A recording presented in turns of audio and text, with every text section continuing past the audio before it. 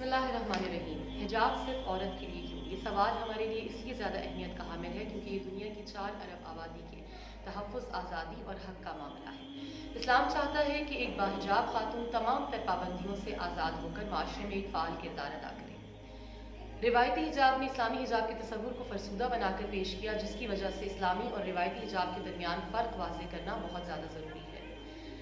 روایتی حجاب محض ایک پابندی ہے کہ جو عورت کو دنیا کو دریافت کرنے حتیٰ کہ علم حاصل کرنے میں بھی رکاوٹ کا باعث بنتا ہے، جبکہ اسلامی حجاب عورت کو ایک باعفت آزادی عطا کرتا ہے، جس کی وجہ سے وہ جہاں چاہے جس طرح چاہے خدا کے لیے اپنی صلاحیتوں کو استعمال کر سکتی ہے۔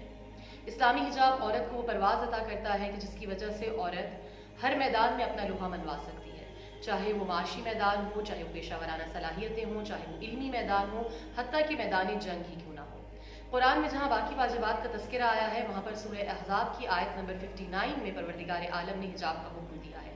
اس آیت قرآنی میں 3 احکامات بہت اہم ہیں۔ اول، ایک عام امتی کا رسول اللہ سے نسبت۔ دوسرا، حجاب ایک مسلم عورت کا امتیاز۔ اور تیسرا، حجاب ایک حفاظت کا ذریعہ۔ سورہ نور کی آیت نمبر 31 میں پروردگار عالم نے حجاب کا حکم دوبارہ دیا، جس میں مومنین عورتوں سے مخاطب ہو کر کہا کہ اپنی نگاہوں کو نیچی رکھیں، اپنی شرمگاہوں کی حفاظت کریں اور اپنی اوڑھنیوں کو اپنے سینوں پر ڈال لیں اور اپنی زیب و زیبائش کو چھپا کر رکھیں۔ ایک لطیف نقطہ یہاں پر یہ ہے کہ آیت نمبر 31 سے پہلے آیت نمبر 30 میں خدا نے یہی حکم مومن مردوں کے لیے دیا کہ وہ اپنی نگاہوں کو نیچی رکھیں، اپنی شرمگاہوں کی حفاظت کریں کہ خدا ان کے اعمال سے باخبر ہے۔ یہاں ان دونوں آیتوں سے معلوم ہوتا ہے کہ حجاب فقط وہ کپڑا نہیں کہ جس سے جسم کو ڈھانپا جاتا ہے، بلکہ حجاب کے 2 اجزاء ہیں، ایک لباس عفت اور دوسرا حیا، اور ان دونوں اجزاء کے بغیر حجاب نامکمل ہے۔ لباس عفت کی اگر بات کریں تو شرم و حیا کی، تو اس کا حکم قرآن میں اور الہی حکم مرد اور عورت دونوں کے لیے مساوی ہے۔ متکبرانہ لباس ہو یا لباس فاخرہ ہو، اس کو مرد اور عورت دونوں کے لیے حرام قرار دیا گیا ہے۔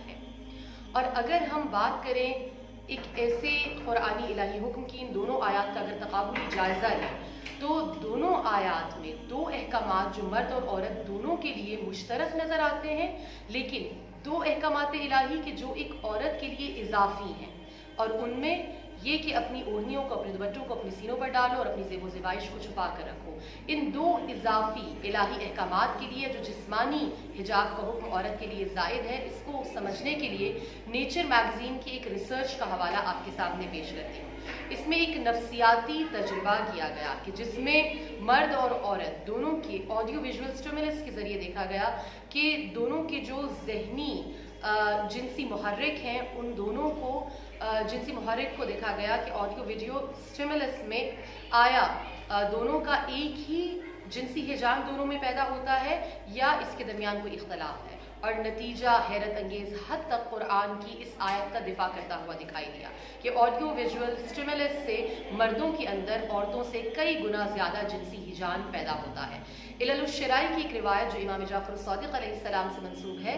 راوی نے پوچھا کہ کیوں عورت کے بالوں پر نظر کرنا حرام ہے یا عورت حجاب کیوں کرے، تو آپ نے فرمایا کہ عورت کی بے حجابی سے مرد کے اندر ایک ہیجان پیدا ہوتا ہے، وہ ہیجان فساد کی طرف لے جاتا ہے اور وہ فساد انسان کو ایسے دائرے میں داخل کر دیتا ہے جو اس کے لیے حلال نہیں۔ بس ثابت ہوا روایت سے بھی اور ریسرچ سے بھی کہ بد حجابی اور بد نظری انسان کو ایسی جنسی ہیجان کی کیفیت میں داخل کر دیتی ہے کہ جس سے وہ شر الدواب بن جاتا ہے، اور وہ یہ نہیں دیکھتا کہ چاہے کوئی معصوم یا مجبور عورت ہو یا لڑکی ہو یا بچی ہو، اس کی بھی عصمت دری سے دریغ نہیں کرتا۔ یہاں پر یہ بات قابل غور اور قابل فکر ہے کہ بد حجاب مرد اور عورت معاشرے کی بہت سی باحجاب خواتین کی حفاظت کو بھی، ان کو بھی نامحفوظ بنا دیتی ہیں۔ اسی لیے امام علی علیہ السلام نے ارشاد فرمایا کہ عورت کے لیے حجاب حفاظت کا ذریعہ ہے اور اس کی خوبصورتی کی بقا و دوام اور ہمیشگی کا باعث ہے۔ یہ بات سیلف ایویڈنٹ ہے اور بہت زیادہ آبویس ہے کہ جیسے جیسے انسان کی عقل ترقی کرتی جا رہی ہے، ویسے ویسے آزاد فکر خواتین، چاہے ان کا تعلق کسی بھی مذہب یا خطے سے ہو، اپنی آبجیکٹیفیکیشن کو بطور پبلسٹی اسٹنٹ یا مارکیٹنگ ٹول کے استعمال ہونے کے خلاف آواز اٹھا رہی ہیں۔ जैसे कि BBC की एक रिपोर्ट के मुताबिक हाल ही में यूक्रेन, जापान और दीगर ममालिक के एयर होस्टेसेस ने और ओलंपिक में शरीक खवातीन ने नामुनासिब लिबास पहनने से इनकार कर दिया,